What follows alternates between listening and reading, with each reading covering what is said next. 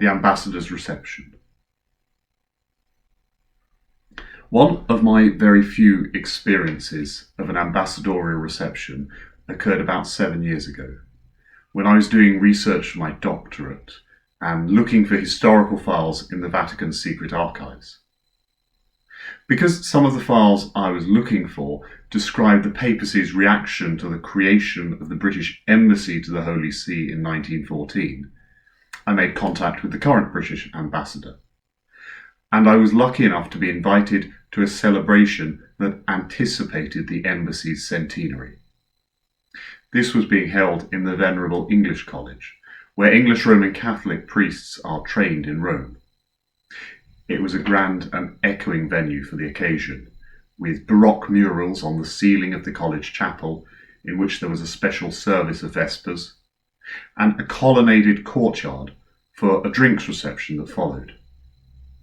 Slightly to my disappointment, there was no Ferrero Rocher available at the party, but instead drinks were followed by a fascinating lecture on the embassy's past, and another on the future horizons for diplomacy and religion, held, however, in a much more mundane seminar room. Then there was some good food, and even more good alcohol.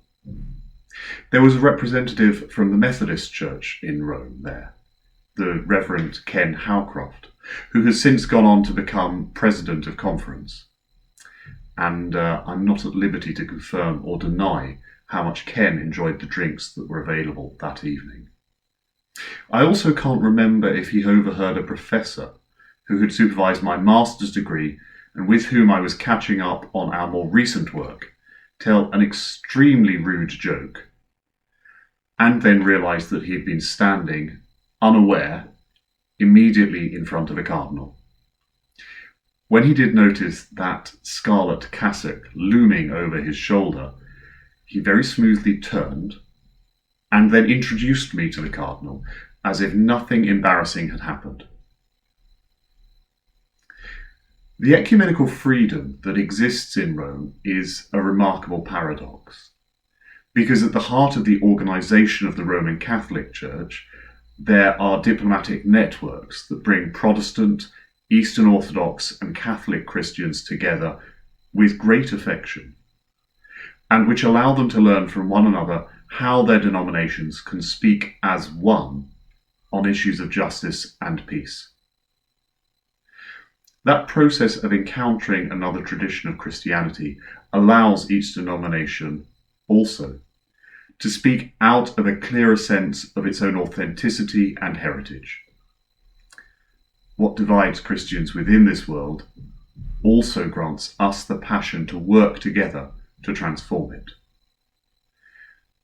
When, as people of faith, we are able to do this, and whether that process occurs in Rome or in Barnet, we are allowing the Spirit of the Father to speak through us, and to use the best fruits of our different denominational identities to proclaim something of the kingdom of heaven in which we all hope to share. Methodism actually has a particularly interesting history in Rome, because Methodists were the first non-Catholic Christians to build a church within the city walls, after a Methodist chaplain accompanied Giuseppe Garibaldi's army into the city during the wars of Italian unification. Pope John Paul II therefore used to joke that the Methodist minister in Rome was one of his oldest colleagues, and that, since the Methodist chapel is located at Ponte San Angelo, this was the only other minister who he could wave to from the papal apartments. When I was in Rome, the relationship between Anglicans and Catholics was also growing in strength, with the churches committing themselves to speak as one in their efforts to combat modern slavery, and there having been a fairly recent Catholic discovery of the gifts of Anglican liturgy. Modern ambassadors, whether they represent states or religious denominations, are usually trained to be tactful, seasoned professionals, and they often give those with whom they interact no impression of their own personal opinions. Sometimes their communiques, especially in the historical records, are even a little dry or understated. Things used to be much, much more personal. But not that envoys were individually opinionated, necessarily, or licensed to bask for themselves in the limelight. But they were sent to another state as if they were the actual person who had sent them, and they were received there as such. That's why ambassadors used to be so trusted and important, especially before modern telecommunications, for they were able to speak as in their master or mistress's voice. Some even stood in for their sender in the most personal of circumstances.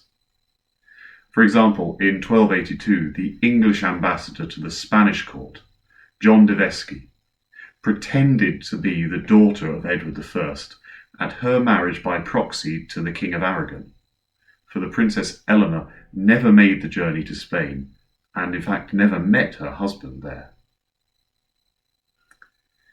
Even if we were to work for the Foreign Office, as Christians, we are not called to be representatives of the United Kingdom, but of another country, being citizens of the Kingdom of Heaven. Jesus sent out fishermen and tax collectors and zealots as his ambassadors. And he told them to be filled just as he was filled, by the Spirit of the Father who speaks into the world. He told them to proclaim, just as he proclaimed, that the kingdom of heaven had come near. He sent them out, empty of all self-security, just as he had emptied himself into the world, in order to spread the blessing of the word to that world. Like them, we are always being sent out as ambassadors for Christ, and in spirit, proclamation, and blessing, we are being sent to testify to the divisiveness of God's peace, which is not going to use diplomacy in order to cover up conflict and advance one's self-interest over another. God's peace cries out with his own voice for the harassed and the helpless, and it calls for the overturning of unjust and unfair structures of power and cruelty. We are being sent out again and again to do this again and again, until that day when God's peace brings all people to share the banquet of the kingdom of heaven.